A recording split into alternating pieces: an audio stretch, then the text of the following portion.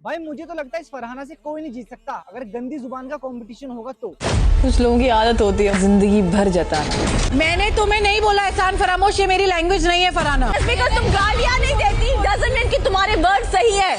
फरहाना को लगता है फरहाना कभी गलत सोच भी नहीं सकती। आप क्यों उसके चमचे बन रहे हो फिर? तू क्यों चमची बनी फिर रही है फिर? तुझे लगता है तेरा ये चेहरा मुझे पता नहीं था? मैं तुम्हारे बारे में सोचती ही नहीं हूँ। इस फरहाना की जुबान इतनी गंदी है कि अगर इसे रेगमार से साफ करोगे ना तो उल्टा रेगमार ही गंदा हो जाएगा। भाई इसने तानिया से मतलब की दोस्ती करी जो कि एक दिन ऑब्वियसली सामने आने वाली थी और नेहल के सीक्रेट रूम से वापस आते ही इसने तानिया को उसके कहने पर नॉमिनेट कर दिया। भाई कोई फेस टू फेस दो गला कैसे बन के दिखा सकता है? उसके बाद भी तानिया ने इसे कुछ नहीं बोला, चलो अपने दोस्त के कहने पर नॉमिनेट कर दिया, इट्स ओके चिल। भाई तानिया मुंह नहीं लगाती ऐसे लोगों को। पर इसके बाद भी इस बुरी औरत फरहाना को चैन कहाँ है? तानिया के पीछे पड़ी हुई है, उल्टा सीधा बोले जा रही है। फरहाना तानिया से कह रही है कि भाई तू गाली नहीं देती इसका मतलब ये नहीं कि तू गलत नहीं बोलती। अरे भाई अगर वो गाली नहीं देती और अगर कुछ भी बोलती है तो ये शो तो ओपिनियन का ही है ना, ओपिनियन तो शेयर करना ही है अपने। लेकिन फरहाना के पास एक पैसे का ओपिनियन नहीं होता और गालियां सूटकेस भर के लाई है अपने घर से। सीरियसली भाई अगर ओलंपिक्स में गालियों का कंपटीशन होता ना तो हमारी फरहाना गोल्ड मेडल लाती। भाई मैं तो सच बोलता हूँ, बुरी अपने आप लगती है। किसी को ये बात बुरी लगी हो तो कमेंट करके बता देना और अगर सही लगी हो मेरी बात तो फॉलो कर लेना।